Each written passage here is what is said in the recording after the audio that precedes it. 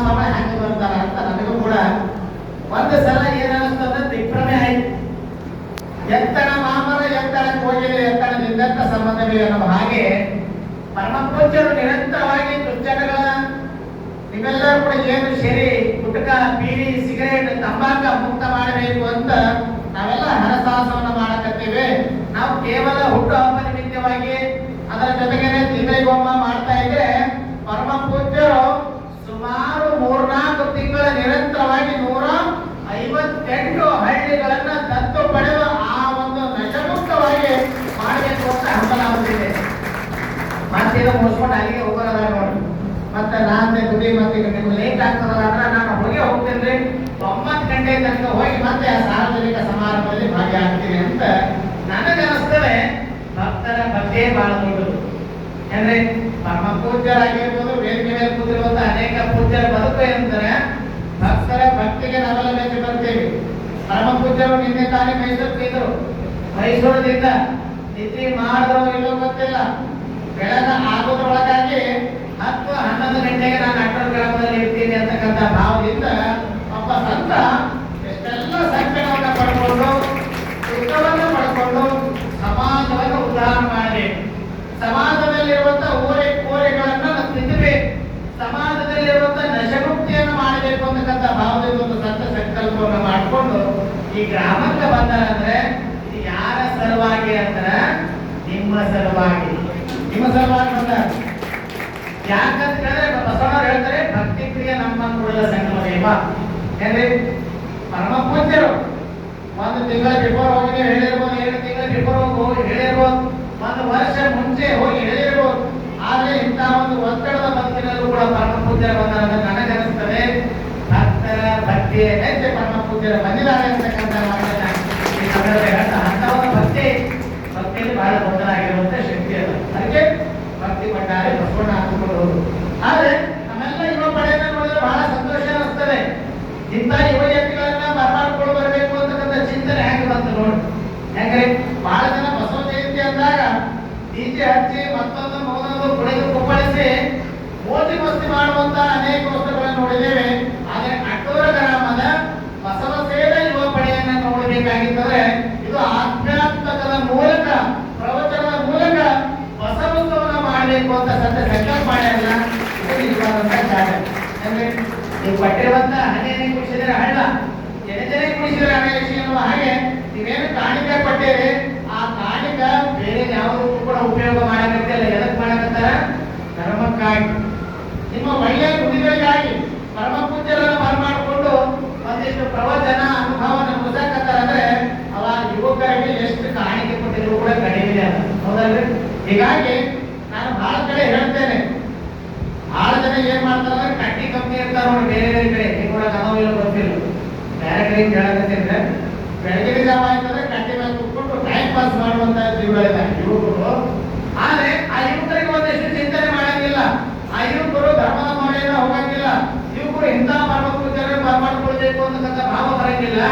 ಆದ್ರೆ ಆ ಯುವಕರು ಏನ್ ಮಾಡಿದ್ರೆ ಕಟ್ಟಿ ಮೇಲೆ ಕೂತ್ಕೊಂಡು ಟೈಮ್ ಪಾಸ್ ಮಾಡ್ತಾ ಇದ್ರಂತ 3 ಜನ ಅವ್ರೇನು ಕೆಲಸ ಮಾಡಿಲ್ಲ, ದೊಡ್ಡ ದೊಡ್ಡ ಮಾತುಗಳು ಆಡೋರು. ಮೊದಲೇ ವ್ಯಕ್ತಿಯನ್ನ ಏನ್ ಆ ಮುದ್ದೆ ಬಹಳ ದೊಡ್ಡ ದಾಖಲೆ ಮಾಡ್ಯಾರ ಅಂತವ ಏನು ಮಾಡಿಲ್ಲ ಅವ್ರ ಮುದ್ದೆ. ದಿನನಿತ್ಯ ರೈತ ಜೀವನವನ್ನು ಮಾಡಿ ಕೂಲಿ ಕೆಲಸ ಮಾಡಿ ಹೊಲಗೇನು ನೇಗಲು ಆರು ಮತ್ತೊಂದು ಮಾಡಿ ಮನೆಗೆ ಬಂದು ಊಟ ಮಾಡಿ ಮಲಗವ ಅಷ್ಟೇ ಕೃಷಿ ಕಾಯಕ ಮಾಡ್ತಾ ಇದ್ದ. ಆದ್ರೆ ವ್ಯಕ್ತಿ ಅಂತನ ನಮ್ಮ ಮುದ್ದೆ ಬಹಳ ದೊಡ್ಡ ದಾಖಲೆ ಮಾಡ್ಯಾರ. ಇವ್ರಿಬ್ರು ಅಂದ್ರಂತ ಏನ್ ದಾಖಲೆ ಮಾಡ್ಯಾರ? ನಮ್ಮ ಮುದ್ದೆ ಮುಂಚೆನೆ ಬಾಯ್ದಾಗ ಈ ಹೊಡಿಲಾಕ ಬಿದ್ದ ಅಂದ್ರ ಸಂಜಿಗೆ ತಿಂತಾನ ಅಂದವ. ಎಲ್ಲ ಸಾಧ್ಯದ್ರಿ ವಯಸ್ಸಾಗಿರುವಂತ ಅಜ್ಜ ಈ ವಯಸ್ಸು ಯುವಕರೇ ಹೊಡೆಯಕ್ಕೆ ಸಾಧ್ಯ ಇಲ್ಲ. ನಮ್ಮ ಮುದ್ದೆ ಮುಂಚೆನೆ ಬಾಯ್ದಾಗ ಈ ಹೊಡಿಲಾಕ ಪ್ರಾರಂಭ ಮಾಡ್ದ ಅಂದ್ರ ಸಂಜಿಗೆ ಹೊಡೆ ಬರ್ತಾನ ಅಂತ ಅಂಜದ ಮೇಲೆ ಇಬ್ಬರಿಗೂ ಆಶ್ಚರ್ಯ ಆಯ್ತು. ಯಾಕ ಇವ ಬಹಳ ದೊಡ್ಡ ಮಾತಾಡ್ಯ, ಅವ್ರು ಮಾಡೋರಲ್ರಿ ದೊಡ್ಡ ದೊಡ್ಡ ಮಾತಾಡೋರು.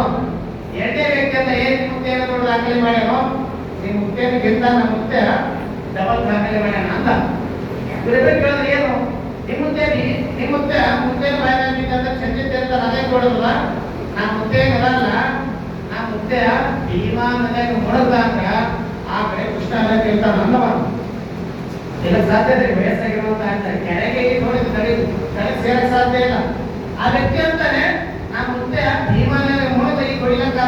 ಕೊಟ್ಟ ಕೃಷ್ಣನ ತಿಳ್ತಾರ ಅಂತ ಈ ಇಬ್ಬರ ಮಾತುಗಳನ್ನ ಕೇಳಿ ಮೂರನೇ ವ್ಯಕ್ತಿ ನಾನೇನಾದ್ರೂ ಹೇಳ್ಬೇಕಲ್ಲ ಅಂತ ವಿಚಾರ ಮಾಡಿ ಇವಂತ ನಿಮ್ ಇಬ್ಬರು ಮುತ್ತೆಗಿಂತ ನಮ್ಮ ಮುತ್ಯ ಇದು ದಾಖಲೆ ಮಾಡ್ಯಾರ ಅಂದವ ಇವ್ರು ಯಾಕೆ ಆಶ್ಚರ್ಯ ಐತ್ರಿ ಏನ್ ಮಾಡ್ಯಾರ ನಿಮ್ ಮುತ್ತೆ ಮುಂಚೆ ಬೈದಂಗಿದ್ದಂದ್ರೆ ಚಂದಿದ್ದೆ ಅಂತ ಅದೇ ದೊಡ್ಡದ ನಿಮ್ ಮುತ್ತೆ ಭೀಮನಂದ ಕೊಡೋದಂದ್ರೆ ಕೃಷ್ಣದೇ ಅಂತ ಅದೇ ದೊಡ್ಡದ ಆ ಮುತ್ತೆ ಇರಲ್ಲ ಆ ಮುತ್ತೆ ಸಂಜಿಗೆ ನೀರಿನ ಕಾಕೆಗೆ ಬಿದ್ದ ಅಂದ್ರ ಮುಂಜಾನೆ ನಳದ ಬರ್ತಾನ ಕರೆಕ್ಟ್ ಸಾಧ್ಯ ಕರೆಕ್ಟ್ ಸಾಧ್ಯ ಅಲ್ಲ ಅದೇ ನಾವು ಎಲ್ಲರೂ ಕೂತ್ಕೊಂಡು ಟೈಮ್ ಪಾಸ್ ಮಾಡ್ತೀವಿ ಎಂತ ಪಾಪ ಪೂಜೆನ ಮಾಡ್ಕೊಂಡು ಅವರ ಒಂದು ತಾಸ ಪ್ರವಚನ ಕೇಳಿದ್ರೆ ನಮ್ಮ ಜೀವನ ಸಾರ್ಥಕ ಬದುಕ ಆಗ್ತದೆ ಅಂತಕ್ಕಂಥ ಸಾರ್ಥಕ ಬದುಕಿನ ಕಾರ್ಯಕ್ರಮ ಯಾವುದು ಅಂದ್ರೆ ಅದು ಅಟ್ಟರ ಗ್ರಾಮದಲ್ಲಿ ಇರುವಂತ ಬಸವ ಉತ್ಸವ. ಇದು ಬಸವ ಉತ್ಸವ ಅಂದ್ರೆ ನೋಡ್ರಿ ಪರಮ ಪೂಜ್ಯರು ಎಲ್ಲಿ ಪ್ರಸಾದ ಮಾಡ್ಯಾರು ಯಾವಾಗ ಬಿಟ್ಟಾರೋ ನಿಮ್ಮಂತೆ ಜೊತೆಗೆ ಪ್ರಸಾದ ಮಾಡಿ ಬಂದಾರೆ ಬಂದಿದ್ದೇವ ಅವ್ರು ಬಿಟ್ಟಾರ 4 ಗಂಟೆಗೆ ಬಿಟ್ಟಾರ ಅಂದ್ರೆ ಒಂದು ತಾಸು ನಾವು ಇಲ್ಲೇ ಕಲಬೆಟ್ಟಿಗೆ ಹೋಗ್ಬೇಕಾದ್ರೆ ಬೆನ್ನು ಆಯ್ತು ನೀರಡಿಗೆ ನೀರು ಕುಡಿತೀವಿ ಎಲ್ಲರೂ ನಿಂದಿಸ್ತೀವಿ ಆದ್ರೆ ಅಲ್ಲಿ ಒಂದು ಯುವಕರೆಲ್ಲ ಆಯೋಜನೆ ಮಾಡ್ಯಾರ ಆ ಕಾರ್ಯಕ್ರಮಕ್ಕೆ ಹೋಗಿ ಒಂದಿಷ್ಟು ಸೇವೆಯನ್ನು ಮಾಡಬರಬೇಕು ಅಂತಕ್ಕಂಥ ಕಾತುರದಿಂದ ಪರಮ ಪೂಜ್ಯರು ಬಂದಿರಲ್ಲ ಅವರಿಗೆ ಜೋರಾಗಿ ಚಪ್ಪಾಳೆಯನ್ನು ಇಂಥ ಕಾರ್ಯಕ್ರಮ ನಿರಂತರವಾಗಿ ನಡೆಯಲಿ ಆ ಯುವಕರಿಗೆಲ್ಲ ಸ್ಫೂರ್ತಿಯನ್ನು ತುಂಬ್ರಿ ಆ ಯುವಕರು ಒಳ್ಳೆ ಕಾರ್ಯಕ್ರಮವನ್ನು ಮಾಡಿದ್ದಾರೆ ಬಹುಶಃ ಅಂತ ಯುವಕರಿಗೆ ನೀವೆಲ್ಲ ಬೆನ್ನಲವಾಗಿ ಸ್ಫೂರ್ತಿ ತುಂಬುವಂತ ಕಾರ್ಯವನ್ನು ಮಾಡಿ ಬಸವಣ್ಣರು ಹೇಳ್ತಾರೆ ಕೆರೆಗಲ್ಲಕ್ಕೆ ಶರೀರ ಕೂಡು ಹೋಗುವುದರ ಮುನ್ನ ಅಲ್ಲೂ ಹೋಗಿ ಬೆನ್ನು ಬಾಗಿ ಅನ್ಯರಿಗೆ ಹಂಗಾಗದ ಮುನ್ನ ಕಾಲು ಮೇಲೆ ಕೈಯನ್ನೂರಿ ಕೋಲು ಹಿಡಿಯದ ಮುನ್ನ ಮುಪ್ಪಿಂದಪ್ಪ ಅಳಿಯದ ಮುನ್ನ ಮೃತ್ಯು ಮುಟ್ಟದ ಮುನ್ನ ಮರೆಯದೆ ಪೂಜಿಸೋ ನಮ್ಮ ಕೂಡಲ ಸಂಗಮ ದೇವ ಮನೆಯದೇ ಪೂಜಿಸೋ ನಮ್ಮ ಕೂಡಲ ಸಂಗಮ ದೇವ ಅಂತ ಬಸವಣ್ಣವರು ಹೇಳಿದ್ದಾರೆ. ಮನೆಯದೇ ನಮ್ಮ ಆನಂದ ದೇವರನ್ನ ಪೂಜೆಯನ್ನು ಮಾಡೋಣ, ಮನೆಯದೇ ನಾವು ಬಸವಣ್ಣವರನ್ನ ಸ್ಮರಣೆಯನ್ನು ಮಾಡೋಣ ಅಂತಕ್ಕಂಥ ಮಾತನ್ನ ಈ ಸಂದರ್ಭದಲ್ಲಿ ನಿಮಗೆಲ್ಲ ತಿಳಿಸಿ ನಮ್ಮ ತಾಯಿಯವರು ಹೇಳಿದ್ರು. ಬಸವಣ್ಣವರು ಬಸವಾದೀಶರು ಏನ್ ಹೇಳಿದ್ರು ನಮಗ ಅಂದ್ರೆ ನುಡಿದಂತೆ ನಡೆ, ನಾವ್ ಏನು ನುಡಿತೀವಿ ಅದು ನಡೆಯುವಂತ ಜೀವನ ಆದ್ರೆ ಸಾಕು, ಅದು ಬಸವಣ್ಣವರಿಗೆ ಕೊಟ್ಟಿರುವಂತ ಅದ್ಭುತವಾಗಿರುವಂತ ಕಾಣಿಕೆ ಅಂತಕ್ಕಂಥ ಮಾತನ್ನ ಈ ಸಂದರ್ಭದಲ್ಲಿ ನಿಮಗೆ ತಿಳಿಸಿ ಬಹುಶಃ ಶರಣರ ನಮಗೆ ಸರಿಯಾದ ಸಂಪತ್ತನ್ನು ಕೊಟ್ಟು ಹೋಗ್ಯಾರ ನೋಡಿ. ಯಾವ್ದ್ರಿ ಈ ಕಟ್ಟಡ ಬಿಟ್ಟು ಹೋಗ್ಬೋದು, ಈ ಮಾಹಿತಿ ಮಾಡೋದು ಹೋಗ್ಬೋದು, ಸಭೆಯದ ಸಂಪತ್ತನ್ನ ನಮ್ಮ ಶರಣರು ನಮಗೆ ಕೊಟ್ಟು ಹೋದ್ರು. ಅದು ಯಾವ ಸಂಪತ್ತು ಅಂದ್ರೆ ಅದು ವಚನಗಳ ಸಂಪತ್ತು, ವಚನಗಳ ಸಂಪತ್ತು ಅಂತ ಅಂತ ಒಂದು ವಚನಗಳ ಸಂಪತ್ತನ್ನ ನಾವೆಲ್ಲ ನಮ್ಮ ಮಕ್ಕಳಿಗೆ ಕೇವಲ ಬಸವೋತ್ಸವ ಕಾರ್ಯಕ್ರಮ ಮಾಡಿ ಪ್ರವಚನ ಕೇಳಿ ಹೋಗೋದಕ್ಕಿಂತ ನಮ್ಮ ಮಕ್ಕಳಿಗೆ ಒಂದೊಂದು ವಚನಗಳನ್ನ ಕಲಿಸುವಂತ ಕಾರ್ಯವನ್ನು ಮಾಡೋಣ. ಆ ವಚನಗಳನ್ನ ವಿಸ್ತಾರ ಮಾಡಿ ಹೇಳುವಂತ ಕಾರ್ಯವನ್ನು ನಾವು ನೀವೆಲ್ಲರೂ ಕೂಡ ಮಾಡೋಣ ಅಂತಕ್ಕಂಥ ಮಾತನ್ನು ಹೇಳಿ ಪರಮ ಪೂಜ್ಯರು ಬಹಳ ದೂರದಿಂದ ಬಂದಿದ್ದಾರೆ. ನಾವಂತೂ ಇಲ್ಲಿ ಸಿಗ್ತೀವಿ, ಮತ್ತೆ ನಾಳೆ ಬಂದು ನಾವು ನಿಮಗೆ ಹೇಳ್ಬೋದು. ಆದ್ರೆ ಪರಮ ಪೂಜ್ಯರು ಅಂತ ಒತ್ತಡದಲ್ಲೂ ಕೂಡ ಈ ಕಾರ್ಯಕ್ರಮಕ್ಕೆ ಬಂದಿದ್ದಾರೆ. ಅಂತವರ ಪ್ರವಚನವನ್ನ ತಾವೆಲ್ಲರೂ ಕೂಡ ಆಲಿಸಿರಿ ಅಂತಕ್ಕಂಥ ಮಾತನ್ನು ತಿಳಿಸಿ ನಮ್ಮೆಲ್ಲ ನೌಕರರಿಗೆ ಇನ್ನೂ ಭಗವಂತ ಬಸವಣ್ಣ ಹೆಚ್ಚಿನ ಒಂದು ಶಕ್ತಿಯನ್ನು ಕೊಡಲಿ.